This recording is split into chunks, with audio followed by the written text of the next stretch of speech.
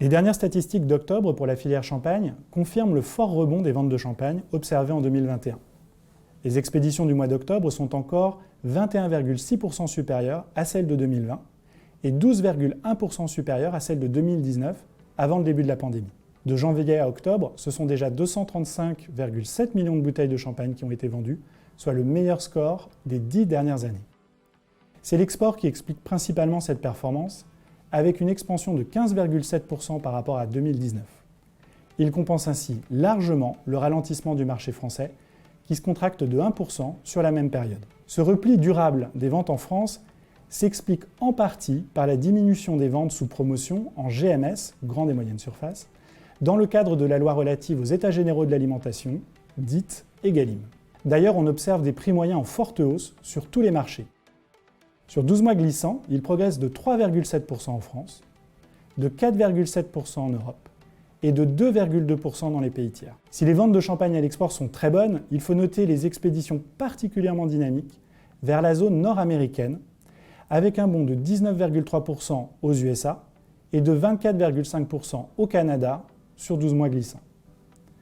Sur la période, il faut aussi tenir compte du passage du Royaume-Uni de la catégorie Union européenne à pays tiers dans les statistiques du comité Champagne depuis le 1er février 2020.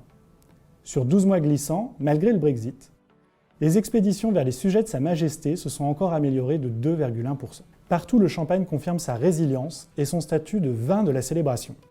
Les chiffres semblent confirmer qu'il accompagne parfaitement le rebond de l'activité dans de nombreux pays. Pour ce qui est des marchés frontaliers, la Belgique est en nette hausse avec des expéditions à plus 28% depuis janvier. Même l'Italie et l'Espagne, qui sont pourtant d'importants producteurs de vins effervescents, avec les fameux Prosecco et Cava, sont aussi bien orientés. Nous terminerons ce tour du monde du marché du champagne avec la zone Asie. Il y a de belles performances dans de nombreux pays de ce secteur en septembre et en octobre. Mais que ce soit au Japon, en Chine ou à Hong Kong, le vin des rois n'a pas encore retrouvé ses positions de 2019. Si on s'intéresse désormais aux performances par type d'acteurs champenois, on peut noter que de janvier à octobre, ce sont les maisons qui enregistrent de loin les meilleures performances, avec 10,2% de volume en plus par rapport à 2019. Cette croissance est le fait de l'export et principalement de la zone nord-américaine, comme nous l'avons vu. Viennent ensuite les vignerons, avec une hausse de 5,3% de leur volume par rapport à 2019. Là encore, il faut trouver la raison de cette hausse du côté de l'export, car les ventes des vignerons sur le marché national reculent de 2,6%. Désormais, ce sont 24% de leurs ventes qui sont réalisées hors de France, et les vignerons exportent presque autant de bouteilles que les coopératives.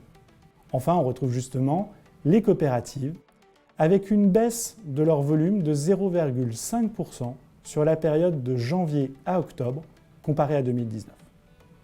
Ce sont les seuls acteurs qui n'ont pas encore retrouvé leur performance d'avant Covid. Pour elles, les ventes sont en baisse aussi bien dans l'Hexagone qu'à l'export. En conclusion, avec des volumes et des prix en hausse par rapport à 2019, la Champagne s'apprête à battre, sans surprise, un nouveau record de chiffre d'affaires.